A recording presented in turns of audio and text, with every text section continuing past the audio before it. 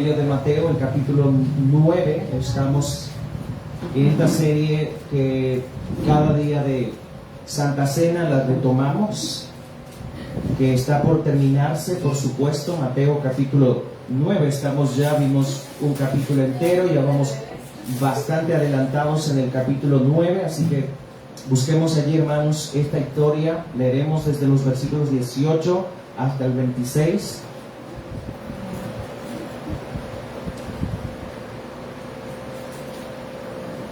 Y vamos a ver uno de los milagros que el Señor Jesucristo realizó durante su vida terrenal.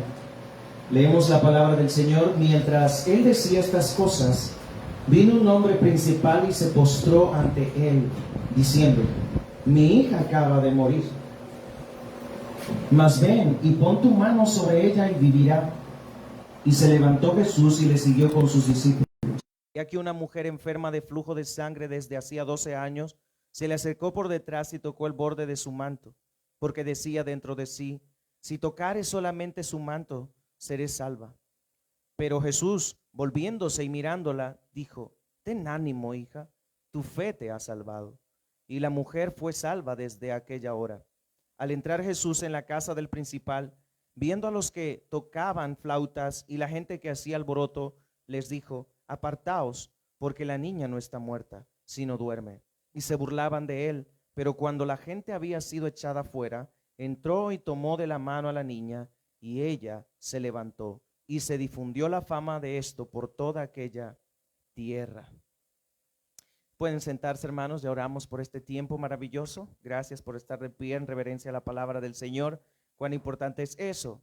Estamos viendo esta serie corta de El Hacedor de Milagros, nuestro Señor Jesucristo, el Hacedor de Milagros, y todos hemos sido, por así decirlo, testigos de lectura de lo que el Señor Jesucristo realizó en su tiempo terrenal mientras estuvo físicamente aquí en la tierra. Nosotros estuvimos ya viendo algunos, cómo Él sanó a un leproso, cómo Él realizó una sanidad a un centurión, a un siervo de un centurión, sin siquiera tocarlo, sin siquiera ir a su casa. Sanó a la suegra de Pedro, entre otras sanidades que se describen en este capítulo 8 y 9 del Evangelio de Mateo. Nosotros podemos ver el despliegue de poder, y esto significa, o más bien fue propicio y oportuno y necesario para poder autenticar el ministerio o la deidad de nuestro Señor Jesucristo. Como bien lo dijo Nicodemo, nadie hace estas obras si no está Dios con él o si no es enviado por Dios. Dios mismo es el que hace estas obras. Y nosotros ya estuvimos hablando de eso, de cómo el Señor Jesucristo realizó estas sanidades completamente distintas al tipo de sanidades que la gente en el día de hoy promueve. Hace unos días acabo de ver una pancarta y digo, está bien que hagan campañas y todo, está muy bueno y eso es interesante porque la gente necesita escuchar el evangelio de alguna manera. El problema es lo que ponen y dicen que es tiempo de milagros, es decir, que es una noche donde van a haber milagros. Yo no puedo decir eso, hermanos, porque no somos Dios nosotros, es Dios obrando. Dios puede sanar, eso no nos cabe la menor duda. Nosotros tenemos plena certeza de que Dios puede sanar cualquier enfermedad que sea. Dios puede sanarlo a usted, puede sanarme a mí, a quien quiera que sea. De hecho, lo ha realizado el Señor de alguna forma, pero esto no es una obra mística, no es algo que los hombres antojadizamente hagan, sino que esto es obra de Dios bajo su voluntad y soberanía.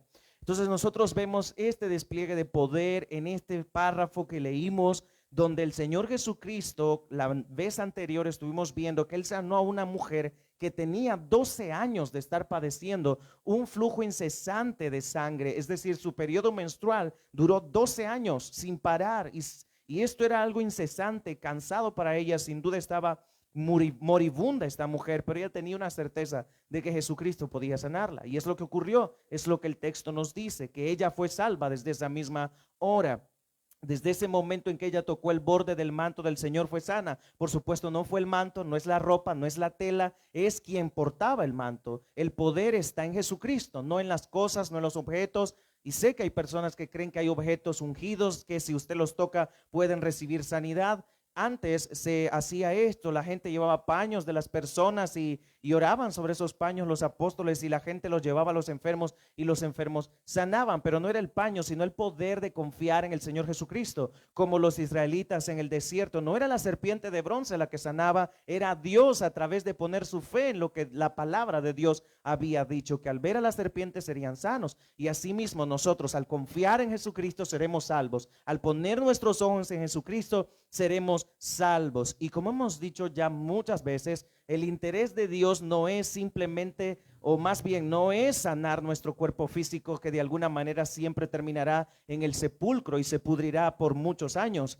Pero el interés de Dios es nuestra alma, que es eterna, nuestra alma que permanecerá para siempre, sea en el infierno o sea en el cielo con Él. Y esto, hermanos, nos debe llevar a pensar qué estamos haciendo con nuestra vida, cuál es nuestra prioridad, cuál es nuestro objetivo en esta tierra, glorificar a Dios o satisfacernos a nosotros mismos. ¿Qué es la búsqueda del ser humano? Satisfacer sus deseos solamente. Pero nuestro anhelo esta mañana es centrarnos en el otro acontecimiento, en este mismo párrafo, en este mismo relato donde el evangelista Mateo nos presenta también a un hombre principal que vino a Jesús antes de que esta mujer tocara el borde del manto del Señor. Recuerdan, él viene y está caminando allí entre la multitud, mucha gente está rodeándolo, pero dice el versículo 18, centrémonos allí ahora.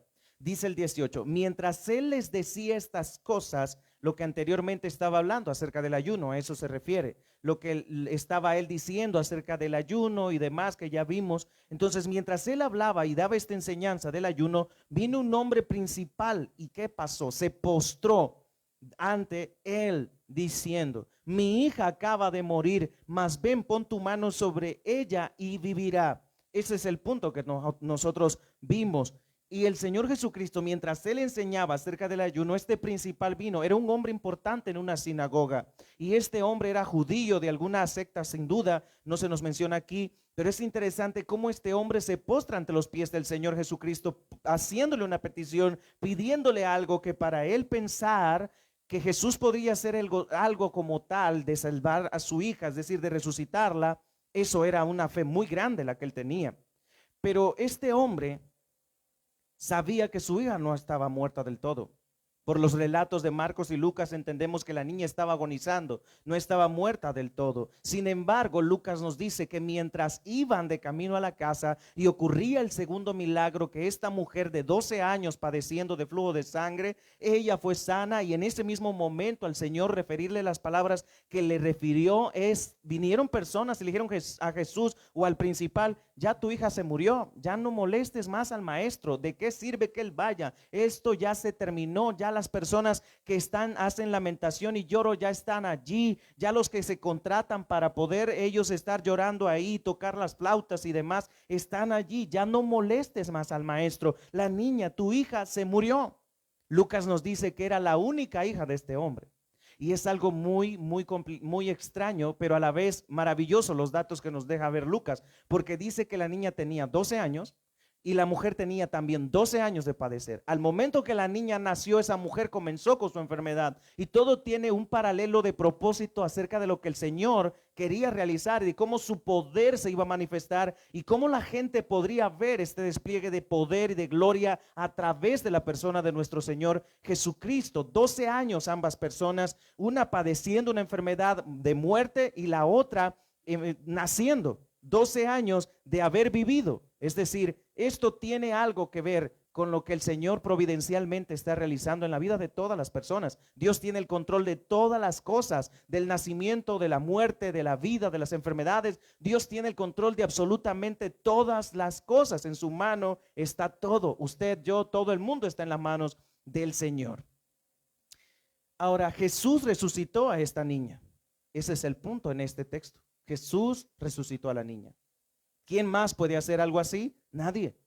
Ustedes pueden ir al Antiguo Testamento y pueden ver que Elías hizo algo por el estilo. ¿Recuerdan al niño de la viuda que se murió?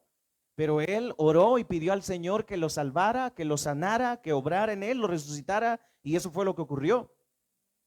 En un momento también sobre los huesos de Eliseo cayó un muerto, y ese muerto revivió. Increíble, esto estaba en el Antiguo Testamento, era algo trascendental, pero no ocurría con mucha frecuencia. Y en estos relatos nosotros podemos ver ese enorme poder que el Señor Jesucristo tenía y de cómo a través de esto Dios estaba autenticando el ministerio del Señor y afirmando y confirmando que Él era el Mesías prometido, porque no había habido profeta durante todos estos años y mucho tiempo había transcurrido antes de que milagros como estos se pudieran dar.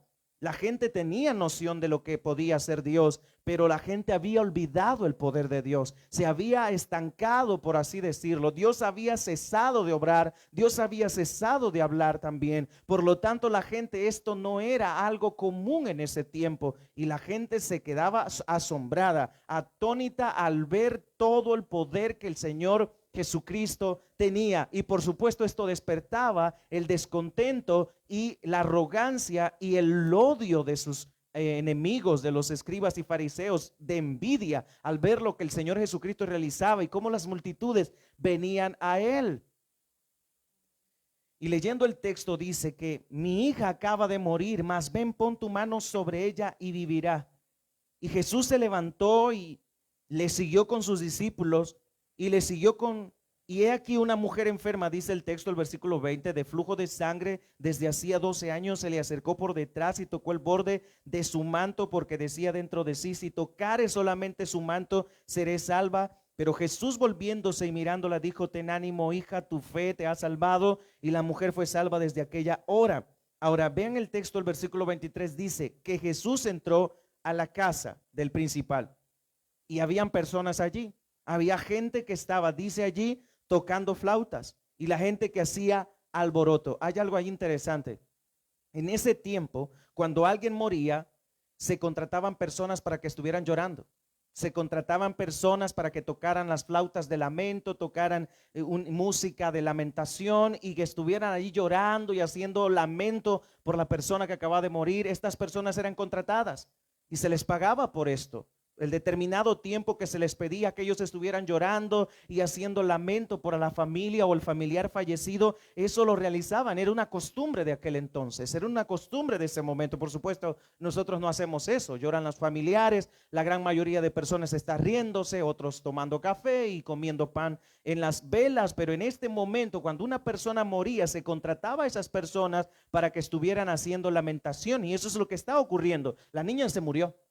Mientras este hombre iba a buscar a Jesús, que es lo que cualquier padre haría por una hija, y aunque no fuese la única hija que tuviera, él va y busca ayuda en donde quiera, no le importa cuánto tenga que gastar o cuánto tenga que hacer con tal de que su hijo o su hija o su familiar querido no perezca, no fallezca. Hacemos todo lo que está en nuestras manos, y este hombre, como un padre responsable y amoroso, va a buscar a Jesús, consciente de que Jesús puede hacer algo por su hija. Él ha escuchado la fama de Jesús, él ha oído que Jesús acaba de sanar leprosos, sanar a un siervo de un centurión, acaba de hacer grandes milagros, calmar la tempestad y hacer muchas otras cosas probablemente. Entonces este hombre está pensando dentro de sí, así como la mujer dijo, si tan solo tocar el borde de su manto seré salva o sana. Pero este hombre está pensando, si Jesús hizo esto, puede sanar a mi hija también, puede obrar en mi hija también. Pero la gente ya estaba ahí,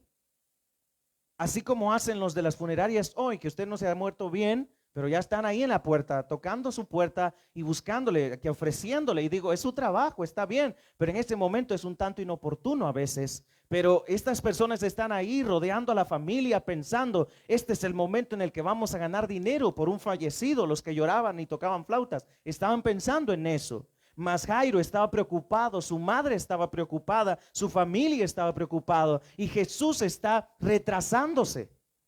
Jesús está retrasando porque una mujer tocó su manto y él se detiene y dice, ¿quién me ha tocado?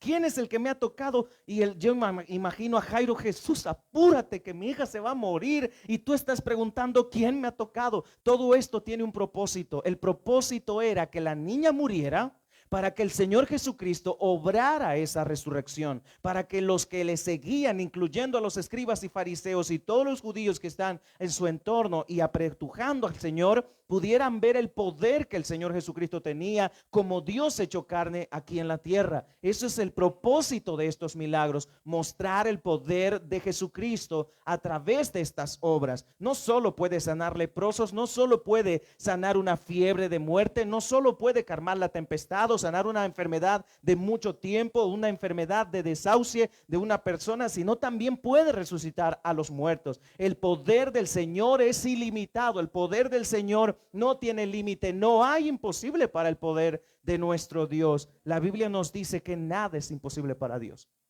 absolutamente nada. Entonces Jesús llega a la casa, y al entrar en la casa de este hombre, Jairo, ve a la gente que está allí haciendo alboroto, desorden, tocando flautas, llorando, lamentando la muerte de la niña, y él inmediatamente les dice, versículo 24, apártense, porque la niña no está muerta. ¿En serio, Jesús? ¿Qué no ves que ya se le puso lo que se le puso, ya se le hizo lo que se tenía que hacer y la niña no resucitó?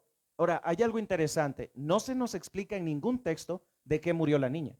No dice qué enfermedad tenía, probablemente alguna enfermedad de nacimiento, no se sabe, no expresa ningún texto, no hay nada de esto, porque no es el punto. El punto es que la niña se murió y era algo trágico para la familia.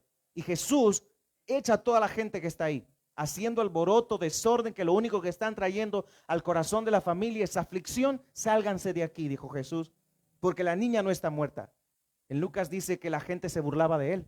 La gente se burlaba de él porque ya la niña estaba muerta hace rato.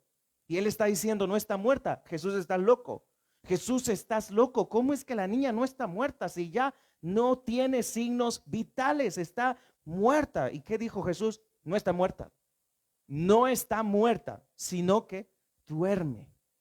Está dormida. Por supuesto, en muchos textos la palabra dormir, como en Tesalonicenses 4:13, si no me equivoco, expresa que los que duermen se refiere a los que ya murieron. Pero Jesús nos está refiriendo en sí a que la niña no estaba muerta, la niña estaba muerta. Pero Jesús está haciendo ver esto con un punto de afirmar lo que él estaba a punto de hacer. No en sí él estaba obviando la realidad. Jesús nunca obvia la realidad de las cosas. Él sabe la realidad, él conoce la realidad, pero el Señor Jesucristo no está diciendo simplemente que la niña en verdad no está muerta, sino que está durmiendo, porque estaba literalmente muerta. Pero lo que él estaba tratando de decir es que yo puedo hacer algo aquí, yo puedo sanar a esta mujer. Claro, él a esta niña, a esto no lo hace de una manera arrogante el Señor Jesucristo, sino en forma de que pueda glorificar a Dios, porque ese era el fin de los milagros, glorificar a Dios en la obra de estos milagros. Entonces Jesús dice, quítense de aquí, la niña no está muerta, sino que está dormida, duerme solamente. No te preocupes, Jairo, esta niña va a levantarse. Y quiero que me acompañen a Lucas para poder ver un poco más de cerca los detalles más relevantes en el capítulo 8, de los versículos 40 en adelante que leímos esta hermosa mañana. Pero vamos a leer desde el versículo 49 del capítulo 8 de Lucas, que dice, estaba hablando aún cuando vino uno de casa del principal de la sinagoga a decirle, tu hija ha muerto. Tu hija ha muerto. Eso es lo que le dijeron a Jairo, tu hija murió. Es por gusto que molestes al maestro. Porque los versículos 41 de este capítulo dice que un varón llamado Jairo, que era principal de la sinagoga, y se postró a los pies de Jesús, le rogaba que entrase en su casa, porque tenía una hija única como de 12 años, que se estaba muriendo, dice el texto. Muriendo, ella se estaba muriendo, pero en el versículo 49 dice que vino uno de la casa a alcanzar a Jairo y a decirle, tu hija está muerta. Ya no busques más al maestro. Busca entonces dónde sepultar a tu hija. Claro, no lo dice el texto, lo digo yo. Pero dice el texto, estaba hablando aún cuando vino uno de casa del principal de la sinagoga a decirle, tu hija ha muerto. Jesús no estaba diciendo que la niña no estaba muerta. Evidentemente está muerta. Es la evidencia, es lo que hay, es lo que ha ocurrido. Y el hombre dice, no molestéis más al maestro. Pero Jesús escuchó y dice, no temas, cree solamente y serás salva. Cree. Y por eso él trató de animar a esta persona, a esta pareja. Ella no está muerta, Jairo, tranquilo. Yo me imagino los gritos de lamento del padre, de la madre, al saber que su única hija probablemente no podían tener más hijos, y esto era difícil para ellos, el poder concebir que su única hija acaba de morir. Eso era algo trágico para ellos y no lo concebían. Entonces Jesús, en un intento de poder animar el corazón de los padres, les dice, tranquilos, no está muerta, solamente duermen. Tengan tranquilidad, tengan paz. Él dice, ten ánimo, tranquilos, esto es para la gloria de Dios. No temas, le dice el Señor. Dios trató, o Cristo trató el temor de este hombre, de la pérdida de su hija, con darle esta promesa. Cree solamente y serás salva. Cree en tu corazón y serás salva. ¿Creer qué? Que Jesús puede hacer la obra, que Jesús puede hacer el milagro, que Jesús podía levantar a esa niña, que aunque ella literalmente estaba muerta, Jesús podía resucitar a los muertos. Él lo podía hacer y lo hizo, lo realizó. Y nosotros leemos el texto, dice que él entrando en la casa no dejó entrar a nadie consigo. Mateo nos dice que echó a todo el mundo. La gente estaba adentro gritando, aullando y haciendo el desparpajo que estaban haciendo, pero Jesús echó a todo el mundo y entró a la casa y no dejó entrar a nadie más que a 3 de sus discípulos y a los padres de la niña. A 3 de sus discípulos, Pedro, Jacobo y a Juan, y al padre y a la madre de la niña. Y lloraban todos y hacían lamentación por ella, pero él dijo, no lloréis. Otra vez, ven este texto, no está muerta, sino que duerme. Y ahí es donde la gente comenzó a burlarse de él, sabiendo que estaba muerta. Eso era un hecho. Pero Jesús, versículo 54, mas él tomándola de la mano, clamó diciendo, muchacha, levántate. En arameo es como Marcos nos presenta la expresión talita cumi, que nosotros leemos en Marcos, pero aquí los traductores han usado la palabra muchacha. La otra es niña, la traducción original, niña, porque era una niña de 12 años. Entonces levántate. Entonces su espíritu volvió. ¿Ven? Ella estaba muerta. Pero el texto dice, entonces su espíritu volvió e inmediatamente se levantó y él mandó que se le diese de comer. Y sus padres estaban atónitos, pero Jesús les mandó que nadie dijesen lo que había sucedido. En cambio, en Mateo dice que su fama se difundió por toda aquella región. Es decir, la gente no se quedaría callada. Y sin duda los padres de la niña estarían saltando de gozo, saltando de felicidad, saltando de alegría de lo que el Señor Jesucristo acaba de hacer. Y regresando a nuestro texto de Mateo, dice el versículo 25, pero cuando la gente había sido echada fuera, entró y tomó de la mano a la niña y ella se levantó. Mateo no nos dice qué le dijo. Lucas nos dice qué le dijo. Marcos nos presenta la historia desde el punto de vista arameo. Y aquí Mateo no nos expresa qué le dice. Solo tomó de la mano a la niña y ella se levantó. Y se difundió la fama de él o de esto por toda aquella tierra. Increíblemente, ¿cómo podría quedarse callada la gente al ver ese enorme poder que el Señor Jesús desplegó en ese milagro tan notorio en esa ciudad? Tan glorioso, tan maravilloso. Los padres no se quedarían callados. La gente que estaría allí, unos hablarían bien de él, otros hablarían mal del Señor Jesucristo. Unos dirían que bueno, fue casualidad, tal vez la niña solo necesitaba un par de palmadas en la espalda o en el pecho para revivir porque algo estaba pasando, tal vez ni siquiera estaba muerta o era un show, o era una práctica. La palabra de Dios por eso deja ver que hubieron testigos oculares que observaron los acontecimientos, que vieron claramente lo que estaba sucediendo. Ellos no fueron simplemente testigos de lo que se dijo, sino lo vieron, lo palparon, lo tuvieron allí enfrente y fueron testigos los que dijeron y difundieron la fama del Señor por toda aquella región. Ahora, hermanos, esto es todo lo que podemos explicar de este texto, por así decirlo, de manera rápida. Pero para poder nosotros pensar en este texto, en una aplicación para nosotros, nosotros podemos tener en mente de cómo es que nuestro Salvador puede resucitar a los muertos. Y claro, todos quisiéramos que esto ocurriera hoy. que Jesucristo resucitara a nuestros parientes, que hiciera esto, pero esto no ocurrió y no ocurre con frecuencia y no ocurrirá en nuestros días. Pero hay un momento, queridos hermanos, donde las Sagradas Escrituras dice que el poder del Señor resucitará de las tumbas a todos los que han dormido en Él, a todos los que han creído en Él y han vivido para su gloria. Ese día será glorioso para nosotros, aquellos que hemos confiado en Cristo, aquellos que hemos depositado nuestra fe en Cristo. Para nosotros el vivir es Él y el morir será ganancia para nosotros, porque al final nosotros tendremos vida para siempre, tenemos un cuerpo glorificado, se nos entregará un cuerpo nuevo que no se envejecerá, que no se enfermará, que no se deteriorará, que no se arrugará, que no necesitará ninguna crema de este mundo, sino que ese cuerpo será tan perfecto, tal y cual es nuestro Señor Jesucristo. Así se nos dará en aquel día. Y esto es para hacer ver que el poder del Señor Jesucristo es tal que, como Él prometió que los que mueran en Él vendrán con Él y serán suyos y estarán con Él, esto nos afirma y nos da certeza, queridos hermanos, de confiar de que Jesús pudo resucitar a esa niña, pero que también resucitará a aquellos que han muerto en Cristo, aquellos que han vivido en Él. Él tiene ese poder y lo hará, lo efectuará en la manifestación de su segunda venida. Los sepulcros serán abiertos.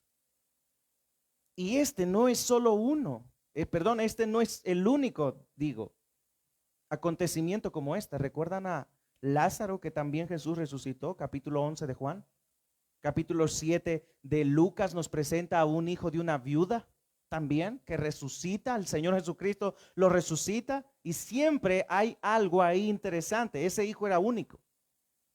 Posiblemente Lázaro no era un hijo único, estaba María y Marta también, pero Jesús amaba a Lázaro. Pero más que esto, era para glorificar a Cristo y dar evidencia de que Él era el Mesías. Hermanos, nuestro Mesías prometido vino, y si Él prometió venir y vino, Él también se regresó al lugar de su morada, al cielo, a su lugar, a su entronación, donde Él está ahora guardando el momento de su regreso para llevar a los suyos. Y ese día será glorioso para aquellos que hemos creído en Él, porque seremos resucitados si hemos muerto, o transformados si estamos vivos. De una u otra forma, Él nos llevará a estar con Él, mis hermanos. Esto nos debe dar aliento, ánimo a nosotros. Hermanos, no importa que su cuerpo se muera, no importa que su cuerpo lo lleven a Santa Isabel o al jardín o a donde quiera que quede tirado su cuerpo, porque de ahí donde esté usted, de allí el Señor lo va a levantar, porque usted confió en Cristo, usted puso su confianza en Cristo, su fe estuvo en Cristo y vivió para Cristo, y eso le asegurará a usted un lugar con Cristo, no porque usted lo merece, sino porque el Señor decidió salvarlo. Él resucitó a esta niña y nos resucitará a nosotros también en el día postrero. Hermanos, y si este cuerpo se va a morir, ¿por qué nos preocupamos tanto por él? No digo con esto, hermanos, que no lo cuidemos. No coma de más, no consuma chatarra, cuídese, está bien, pero no olvide que este cuerpo, por más que usted lo cuide, por más que usted le ponga crema, se va a envejecer, se va a morir, se va a deteriorar. Piense en la eternidad. Piense en la gloria del cielo, hermanos. Pensemos en las cosas maravillosas que el Señor ha diseñado para nuestras vidas eternas. Eso es lo que tenemos que pensar ahora. Jesús resucitó a esa niña. Y saben, Jesús va a resucitar a nuestros seres queridos también. Y si nosotros también hemos muerto y ha pasado de esta vida, nosotros también vamos a resucitar. Nuestro cuerpo físico tiene que regresar al polvo, volver al polvo. Está establecido esto. Esto fue la ley que Dios determinó en el Edén. Él dijo: el polvo volverá al polvo, porque del polvo fuiste tomado y a él regresarás, le dijo a Adán. Y esto es algo muy claro, hermanos. Volveremos al polvo, regresaremos al polvo, vamos a morir. ¿No se ha fijado que a medida que avanzan sus años, su cuerpo se cansa con más facilidad? Que las enfermedades llegan más frecuentemente y con mayor facilidad entran a su cuerpo. ¿Se ha fijado que usted se cansa mucho más que antes?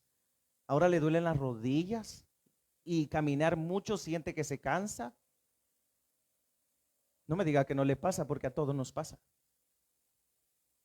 ¿Y saben por qué es? Porque este cuerpo morirá, se deteriorará y llegará el punto en que ya no resistirá más y morirá.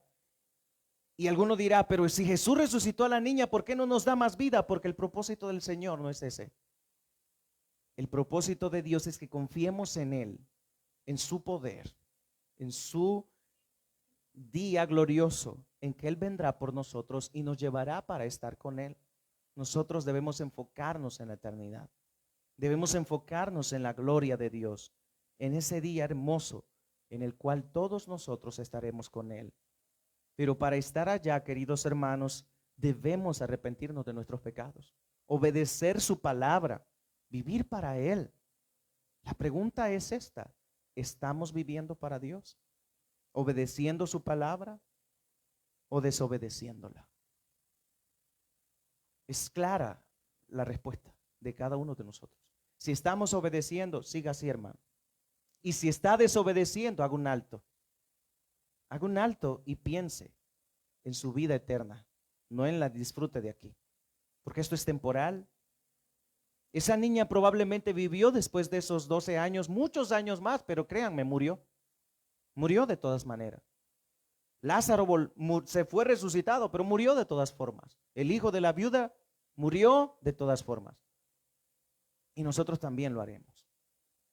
Lo que valdrá es lo que hayamos hecho para Él estando en vida. Lo que hayamos vivido para Él. Porque eso nos dará la certeza de que al presentarnos delante de Él ante el tribunal, Él nos dirá: bien, buen siervo y fiel, entra al gozo de tu Señor. Porque fuiste fiel en lo poco, ahora se te dará mucho. Pasa adelante, disfruta de la eternidad. Pero qué difícil será para aquellos que confiaron en sí mismos, desobedecieron su palabra y arrogantemente vivieron en sus deleites y placeres. El Señor dirá: maldito, no te conozco. Nunca fuiste mío. No me perteneces. Así que estarás separado de mí por toda la eternidad. ¿Pueden imaginar ese día, hermanos? ¿Podemos pensar tan siquiera cómo nos presentaremos delante del Señor? Que esto no solo sea una amenaza o lo veamos así, sino una advertencia para que pensemos cómo estamos viviendo en este tiempo. Hermanos, la resurrección no es un cuento de hadas, no es una historia de un niño que se le inventó en un determinado momento, no es una historia de una secta, no es que alguien lo escribió, es que esto es verdad, hermano. Es una realidad de que resucitaremos en el día postrero. Así que ánimo, mi hermano, no se detenga, no desista del evangelio, no se detenga de seguir caminando. Habrán dificultades, pero avance, siga adelante, luche, pelee la buena batalla. No lo hacemos para ser salvos, sino porque somos salvos ya, hermanos. Por eso luchamos, por eso peleamos, por eso caminamos, por eso avanzamos, porque el Espíritu Santo nos da la capacidad para hacerlo. Y Él nos está ayudando. Él dijo: nunca los dejaré. Y Él ha cumplido su promesa. Nunca nos va a dejar, pero no te apartes de su palabra. Hermano, no se aleje de su palabra, de la palabra de Dios.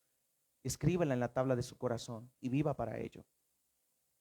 Si ustedes están leyendo los textos de Deuteronomio, se darán cuenta todas las maldiciones que hay. Uno se queda aterrorizado de todas las maldiciones que describe el capítulo 28 de Deuteronomio.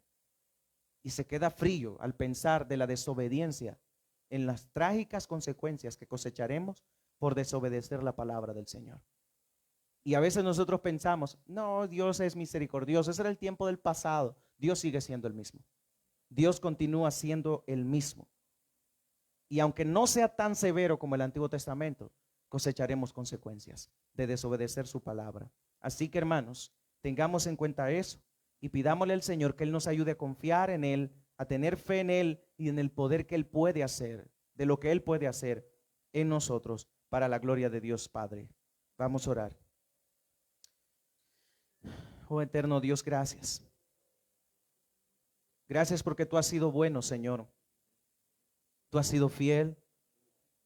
Tú nos has hablado, nos has bendecido, nos has animado y nos has confrontado también. Señor, gracias porque tu palabra es un preciado tesoro para nosotros. Y es en ella que nosotros podemos encontrar la paz. Y podemos encontrar, Señor, la verdad, la que nos hace libres.